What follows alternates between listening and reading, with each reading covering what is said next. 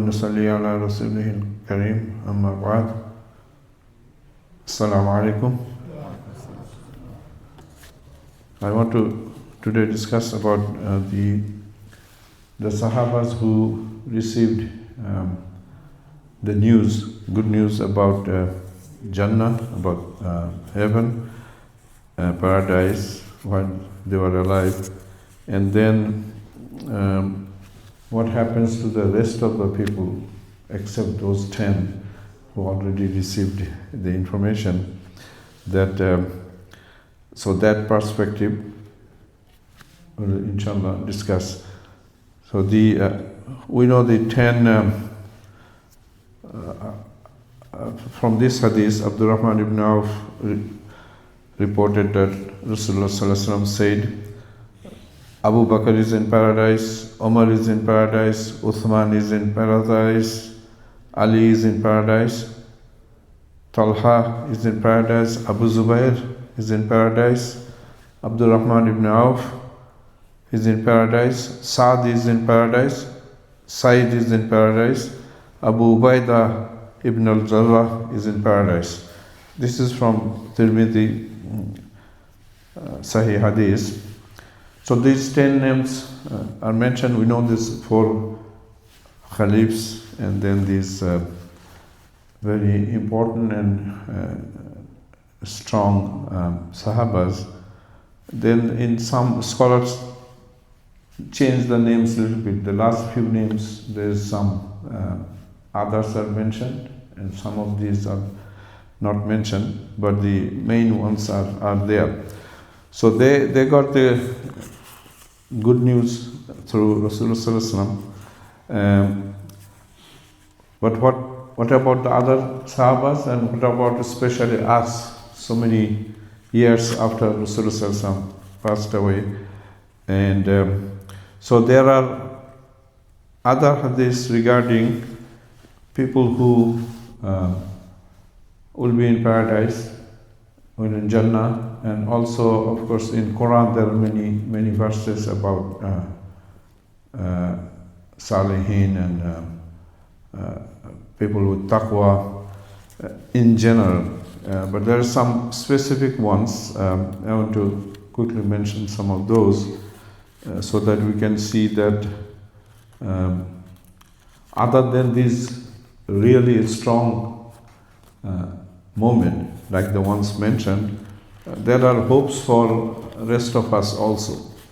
And so a couple of hadiths quickly. This is from Abu Abdullah Zabir bin Abdullah al-Ansari.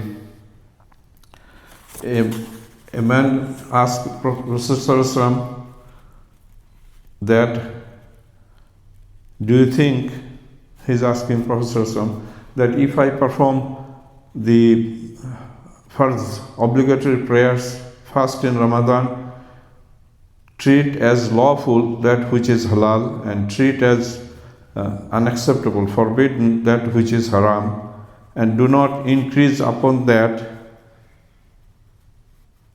that means the voluntary ones, then I shall enter paradise? This was the question, that only the farz and nothing else. The Prophet ﷺ replied, yes, that if one performs the required ones and then avoid haram and only do the halal things, that, and this one asked that no other extra stuff. Still, Prophet ﷺ said that, yeah, inshallah, you'll enter paradise. And then there are other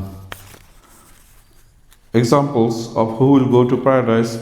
This is from Muslim, and the one previous one. And this is from Ahmad, Musnad Ahmad.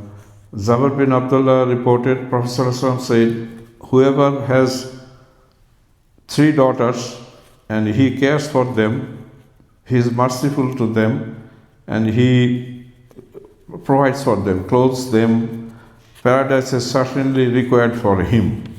So a father or brother who does this duty of taking care of 3 daughters, then some Sahaba asked, O Rasulullah, what if he has only two? Prophet ﷺ said, yes, even two. Then some Sahabas thought that if they had said, what about one? Prophet would have said one, but nobody asked about one. So one daughter or two daughter or three daughter, this is taking care of them is in the eyes of Allah subhanahu wa ta'ala is good enough, good deeds. And then similarly there are another hadith very similar from Abu Sa'id al-Khudri. Here is the three daughters or three sisters. So taking care of your close female relatives, the people who are dependent on you, because we know that during those times the women and girls were treated really bad. In fact, in the Quraysh, if they heard that the daughter was born, then they would be very sad. Their face would be darkened, and they would be buried alive. And this is during Zahiliyyah time. Then another hadith. There are a number of other hadiths on different benefits of doing things, and Allah subhanahu wa ta'ala just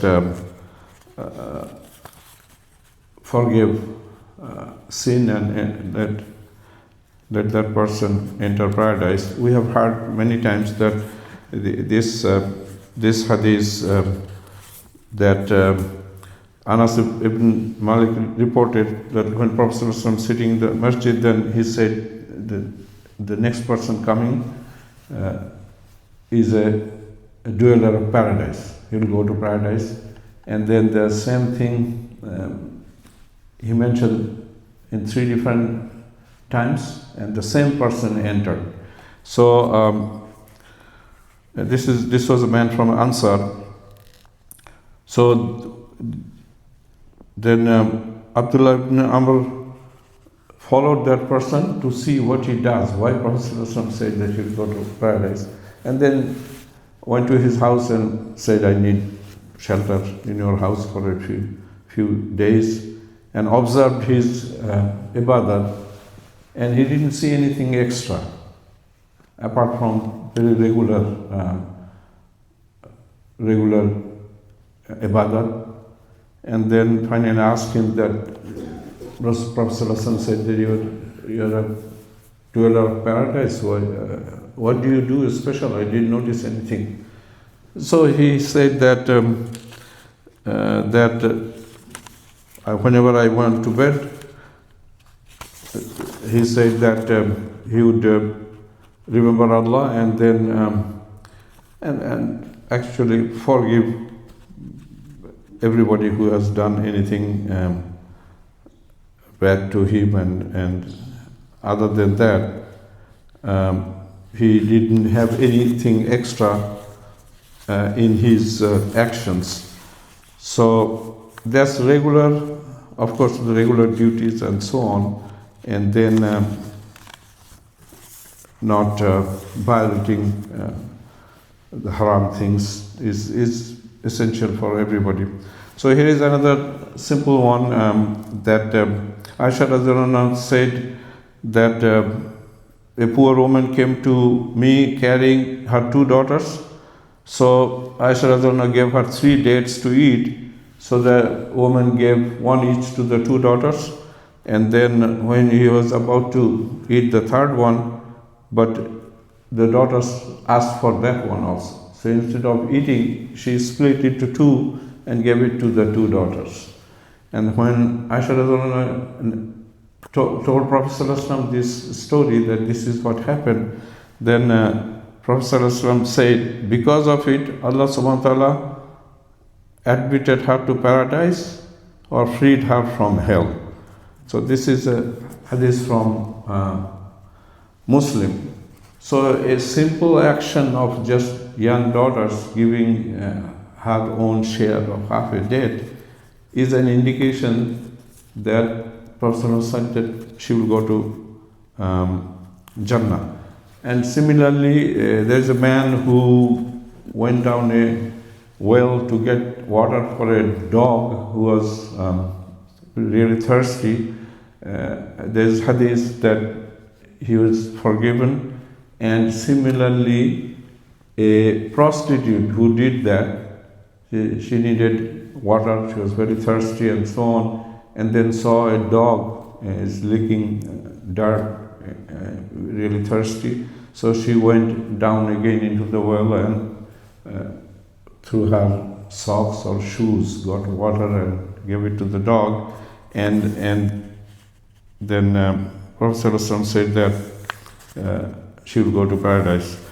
So all these examples gives us hope that our good actions and our just regular prayers and avoiding haram and doing halal and doing this type of kindness, Allah subhanahu wa ta'ala inshallah will give us paradise. And of course, none of us would be anywhere near Hazrat Abu Bakr radiallahu anhu or Umar radiallahu anhu, Ali, Osman, but still we have hope that Allah subhanahu wa ta'ala for our simple actions will forgive our weaknesses and sins and accept our ibadat. So I just want to share this hopeful thing for us ordinary Muslims. Assalamu alaikum.